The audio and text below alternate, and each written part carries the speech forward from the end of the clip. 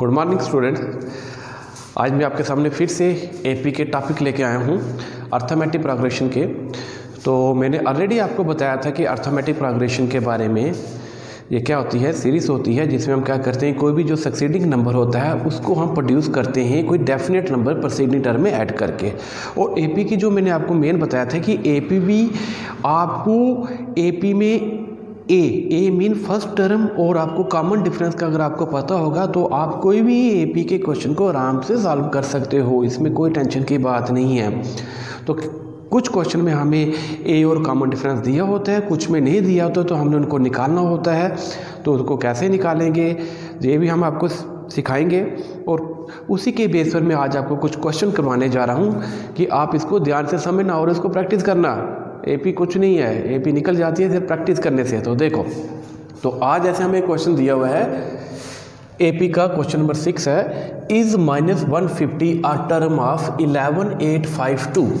कह रहे हैं जो -150 है, तो ये आपको एक एपी दी है 11852 एक आपको एपी दी है।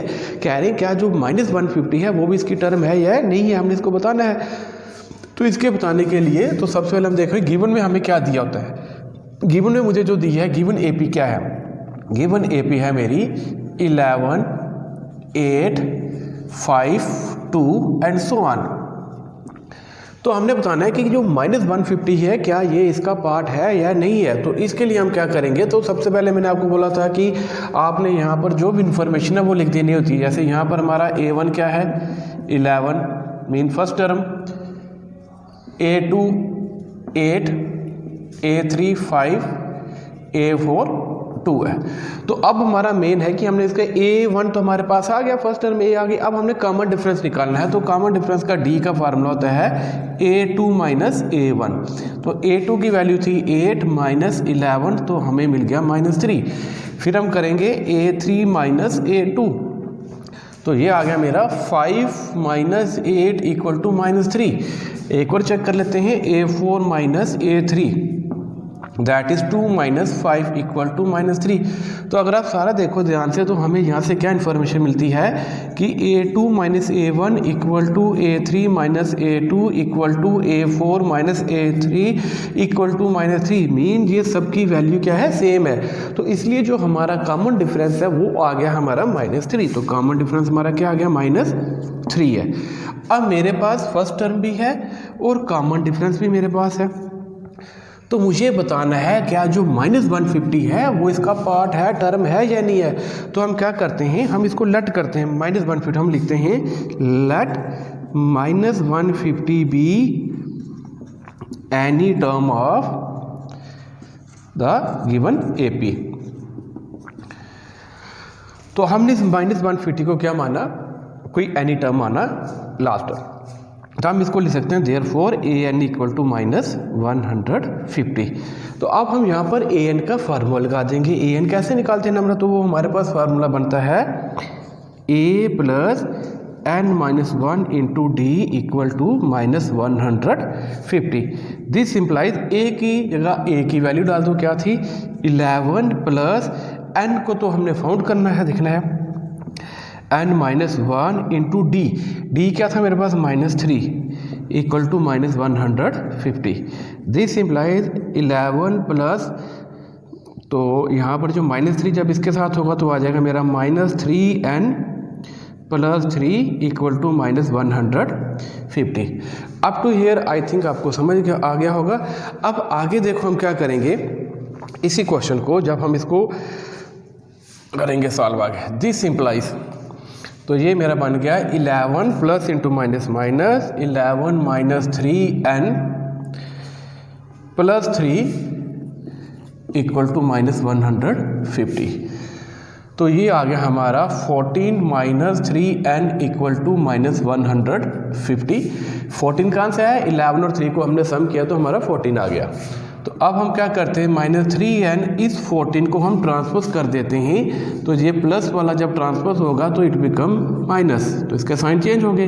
तो हमारे पास टर्म आ गई -3n equal to -164, or n equal to -164 upon -3 को हम इसको कट कर देते हैं, 3/164 अपान 3 को हम सॉल्व कर देते हैं, तो देखते हैं हमारा आंसर क्या आता है। 164 अपान 3 को सॉल्व कर देते हैं, तो ये बन जाएगा हमारा 3 5 ज़ा 15 आ गया 4, 3 4 ज़ा 12, 2 डेसिमल लगाया, पॉइंट लगाया 0, तो 3 6 ज़ा 18। तो ऑलमोस्ट ये मेरा n कितना आया, 54.6 आया।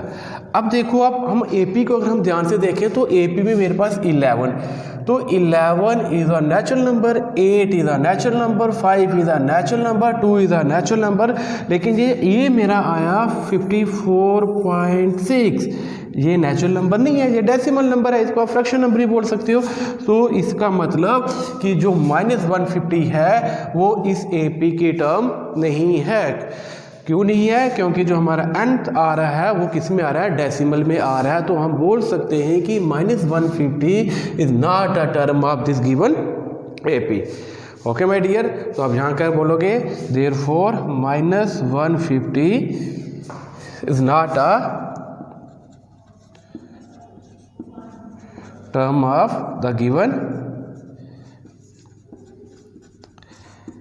AP।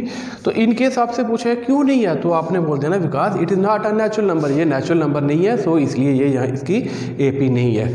ओके स्टूडेंट्स, तो ये था हमारा क्वेश्चन नंबर 6। तो अब इसके साथ ही क्वेश्चन नंबर 6 के बाद मैं आपको कराऊंगा क्वेश्चन नंबर 7।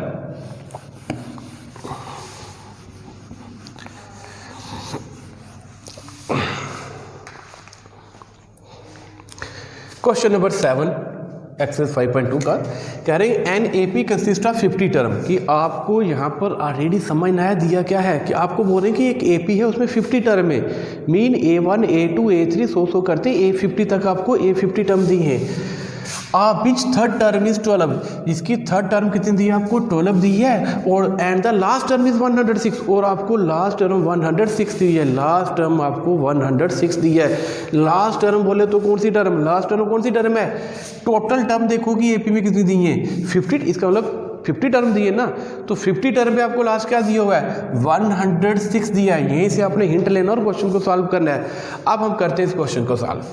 तो सबसे पहले आपने वो इन्फॉर्मेशन लिखनी है जो आपको दी होती है। तो फर्स्ट वाला गिवन में लिखना है कि आपको क्या दिया है, आपको दिया है इस AP की थर्ड टर्म दी है, that is A3 equal to 12, और मैंने आपको बोला था A3 को हम लिख सकते हैं A plus 2D equal to 12, इसको मान लो फर्स्ट। और आपको लास्ट टर्म दी है, लास्ट टर्म कौन सी, A50, एंड A50 कितना दिया हुआ है 106, A50 इक्वल टू 106, और इसको हम लिख सकते हैं A plus 49D equal to 106, इसको मान लो सेकंड। अब क्या करना है, take equation first and second दोनों को ले लो,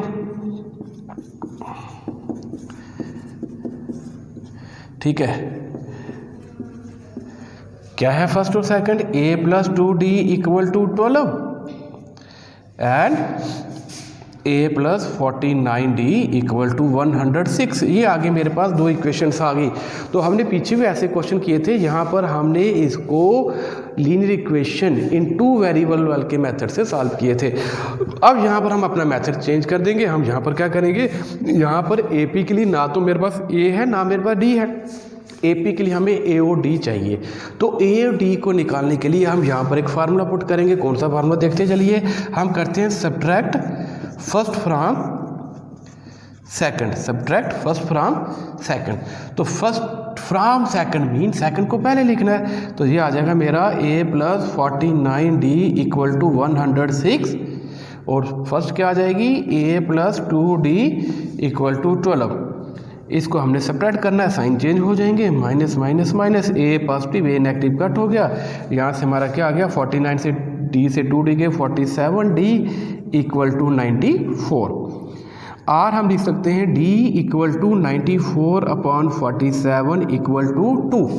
तो यहाँ पर मेरी डी की वैल्यू क्या आ गई, डी इक्वल टू 2 आ गया, डिफरेंस मेरा आ गया 2। देखो आपका डी आ गया है 2, मतलब आपका जो डिफरेंस है वो 2 आ गया है डिफरेंस आपका। तो अब आपने इस डी को क्या करना है, इक्वेशन फर्स्ट या सेकंड कहीं भी सब्स्टिट्यूट कर देना है।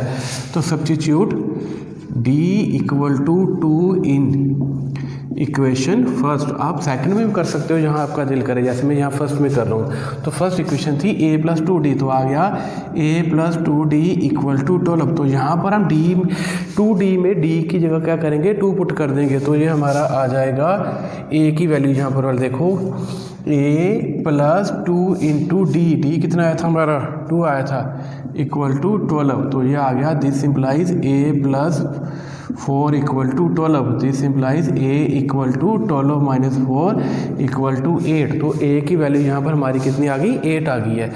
तो अब देखो कि हमारे पास a भी आ गया है और d भी आ गया है। तो अब जिन्होंने हमसे पूछा है कि आपने क्या करना है, 29th टर्म निकालनी है, तो अब हमने फाइंड करना है 29th term. Therefore we have to find a29। और a29 को आप कैसे ले सकते हो, r a + 28d। तो अब आपने क्या करना है, यहाँ पर a और d की वैल्यू पुट कर देनी है।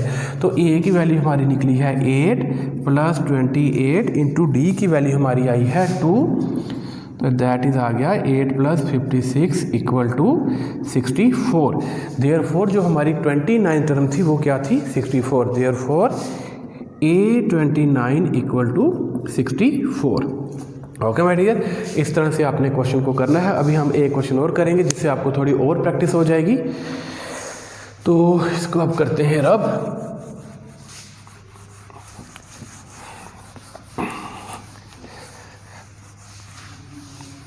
तो स्टूडेंट्स, जैसे अब हम करेंगे क्वेश्चन नंबर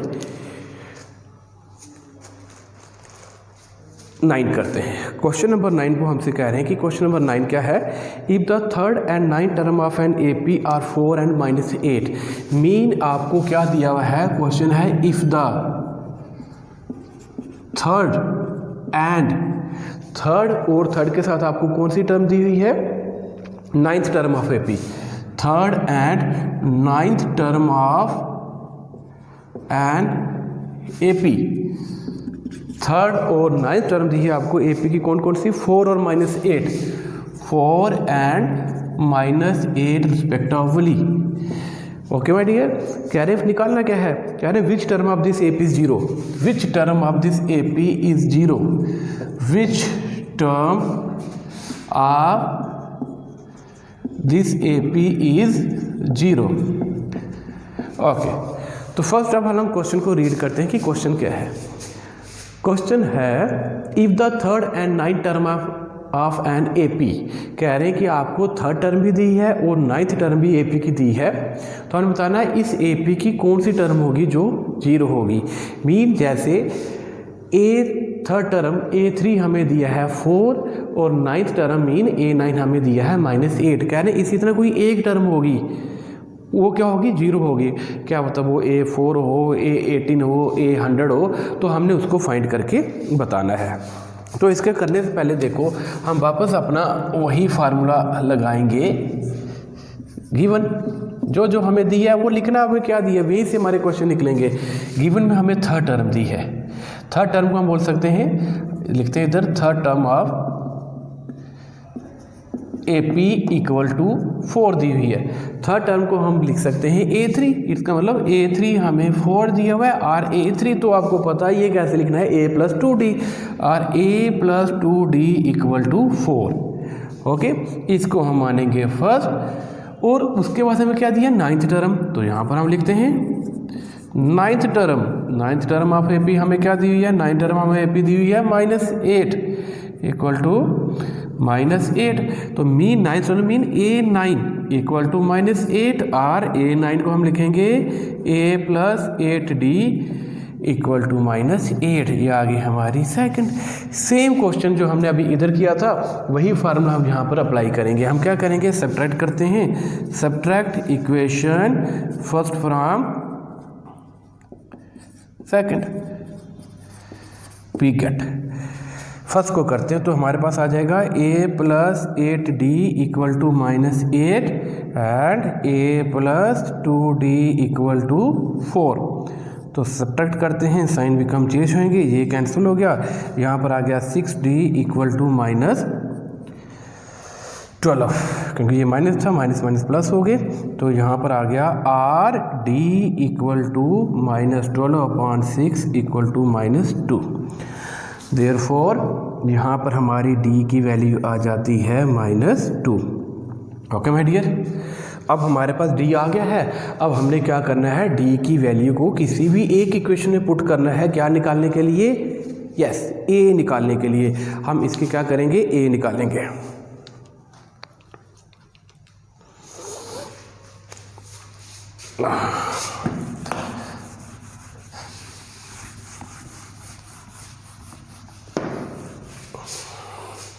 अब हम क्या करते हैं, यहाँ पर देखो, substitute d equal to -2 in equation first. आप किसी में भी कर सकते हो। तो इक्वेशन फर्स्ट क्या थी, that is a plus 2d equal to 4। This implies a plus 2 into D की वैल्यू पुट कर दी, that is -2 equal to 4। This implies आ गया a minus 4 equal to 4 or a equal to -4 को हमने transpose किया, that become 4 plus 4 or a equal to 8। अब हम देखो कि हमारे पास क्या आ गया, a भी आ गया है और d भी आ गया है। देयरफॉर इस AP का मेरे पास क्या क्या है, a की वैल्यू भी है और d की वैल्यू भी है मेरे पास -2।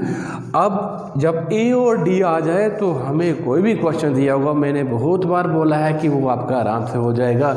अब देखते हैं कि हमसे पूछा गया है विच term of this AP is 0। हमें पता ही नहीं है कौन सी टर्म AP की 0 है, तो हम इसको लेट करते हैं। लेट an जो टर्म है उसको हम 0 मानते हैं, लेट an भी 0 मानते हैं। देयरफॉर an का फार्मूला लगा देंगे यहाँ पर, an equal to a plus n minus 1 into D. तो an की जगह हमारा क्या आ जाएगा, 0 आ जाएगा। Okay, this implies 0 equal to a कितना था, 8 प्लस n तो हमने फाइंड करना है, n माइनस 1 इंटू डी कितना आया, -2। और इसको मैं ऐसे भी लिख सकता हूँ, 8 plus n minus 1 into -2 equal to 0। इसको सॉल्व करते हैं, क्या आ जाएगा, 8 -2 into n -2n minus into minus +2 equal to 0। This become 10 minus 2n, 8 plus 2 10 equal to 0। r -2n equal to 10 को ट्रांसपोज करेंगे, इट बिकम -10, प्लस वाला उधर जाएगा, क्या हो जाएगा, माइनस हो जाएगा। तो r n equal to -10 upon -2 cancel हो गया, n equal to 5th, n equal to कितना आ गया, नंबर ऑफ टर्म 5। तो क्वेश्चन था, वापस देखते हैं विच term of this AP is 0। कह रहे हैं इस AP की कौन सी टर्म 0 होगी, तो ऑब्वियसली कौन सी टर्म 0 होगी, 5th टर्म, मीन A5 इसका क्या होगा, 0 होगा। Okay my dear, with this आज का लेक्चर मैं यहीं पर ख़त्म करता हूँ। मैं आपको फिर से इसके जो बाकी क्वेश्चन हैं वो करूँगा, तब तक आप घर में इसकी प्रैक्टिस कीजिए, फाइंड कीजिए और अच्छी तरह से AP को निकालिए। जय हिंद, जय भारत।